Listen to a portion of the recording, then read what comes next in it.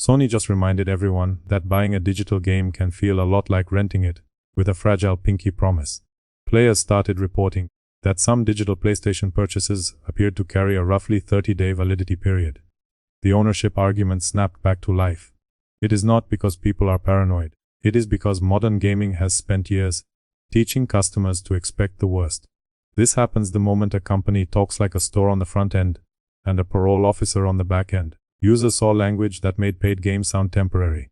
Sony had not clearly confirmed a blanket policy, saying every digital purchase now expires monthly, unless you reconnect. But Sony systems already speak in a greasy dialect of licenses, activations, offline permissions, and restore steps. Even before anyone proved the ugliest version, the rumor felt believable. This is because access already feels supervised. If you have ever paid for a game and still felt like you needed permission to touch it, hit like and subscribe. This is exactly the kind of nonsense we are going to keep exposing. A title like this promises facts before theater. The viewer clicks, expecting a clean chain. They want to know what users reported, what Sony officially says, and what later reporting changed. They want to know what still remains unproven, and why the bigger ownership argument exploded so quickly. That order matters. If the script starts screaming before it starts sorting, the breakdown turns into mood. The rant has to sit on evidence and not bury it.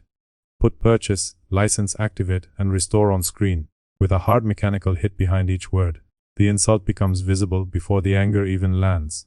Start with the trigger. Reports and screenshots suggested that some recent PlayStation purchases, especially on PS4, showed validity windows of roughly 30 days. That wording matters.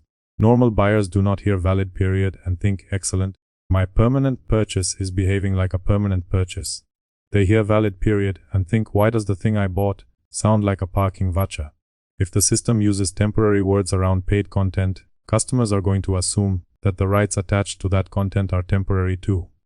Next comes the trust problem. Sony official support still says PS5 console sharing and offline play allows purchased and downloaded content to be played offline on a properly configured system.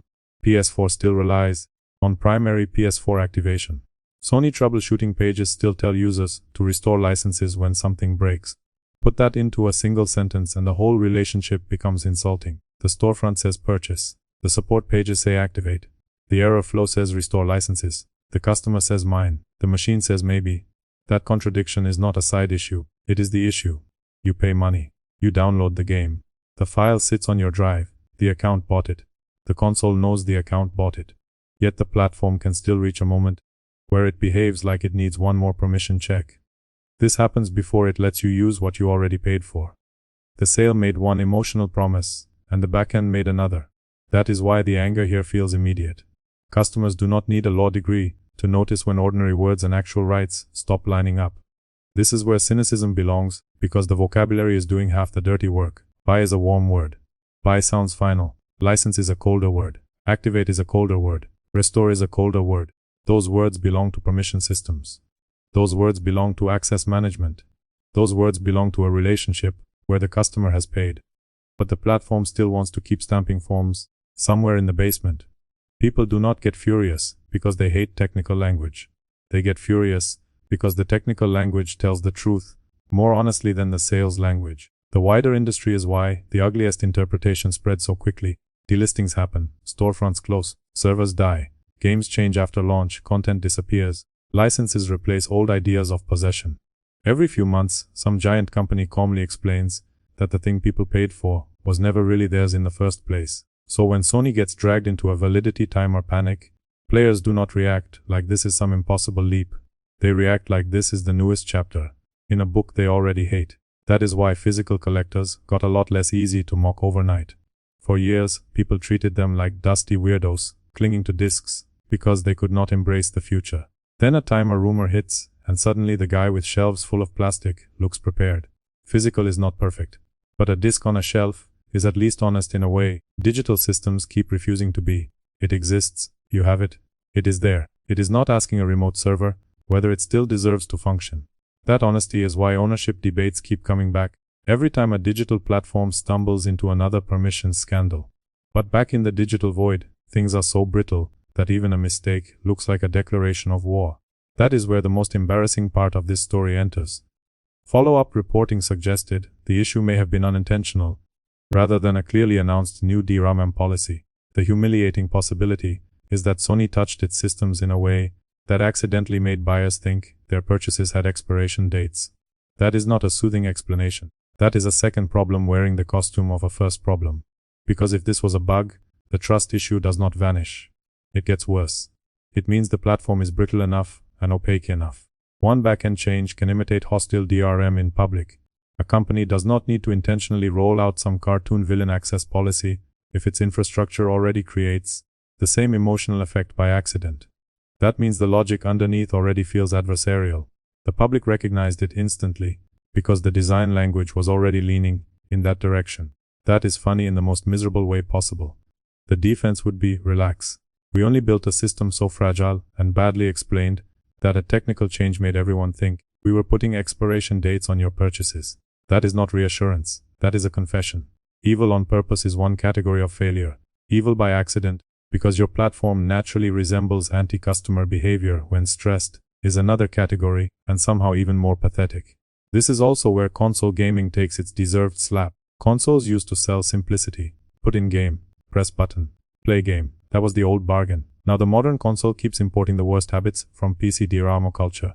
It still pretends it is the friendly living room box. Account checks, validation logic, network dependence, restore rituals, activation hierarchies, permission structures, stop selling nostalgia, and admit the machine now behaves like an office laptop that wants compliance training before it lets you open a spreadsheet.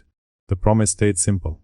The system became bureaucratic. That is why restore licenses lands like such a disgusting phrase.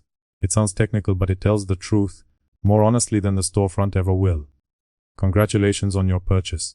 Your first mission is to troubleshoot the purchase. Verify your settings. Reconnect to the network.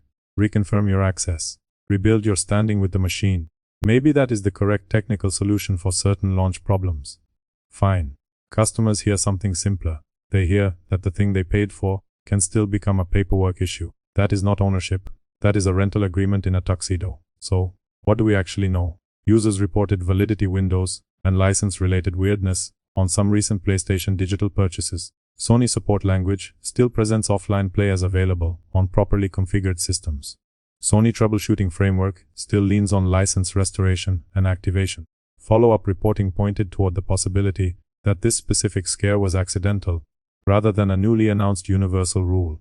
That is enough to reject the laziest apocalypse claims, while still hammering the larger point. The larger point is the one companies keep trying to hide behind softer language. Digital storefronts still want to use ownership-flavored words for systems built on permissions. That is the magic trick. The payment is real. The receipt is real. The stability people associate with the word buy is where the illusion begins. If access can be paused, checked, restored, revalidated, or thrown into panic by a backend timer, then the common sense meaning of purchase is already taking fire. Customers still expect something stronger than supervised use with technical conditions attached. That is why Sony silence matters as much as the screenshots. When users think a paid product may stop working after a validity window, the company needs to explain what the screen means fast, clearly, and in human language. Instead, the gap fills with fear, and that fear is not random. It is built from years of watching digital platforms act like temporary landlords while marketing themselves like ordinary shops. That is why the issue landed so hard. Not because the apocalypse was proven, but because the fear felt instantly credible. That is the ending that matters. Sony may not have confirmed the worst version of the rumor. Fine. Accuracy matters. Keep that line. But the reason the rumor felt believable is already damning enough. The system speaks the language of permission too often. The industry has burned trust too many times. The customer experience is fragile enough that one timer can make buy sound like rent. That is the headline. That is the rot. And that is why the boldest fantasy in modern gaming is no longer the trailer. It is the store button that still says purchase.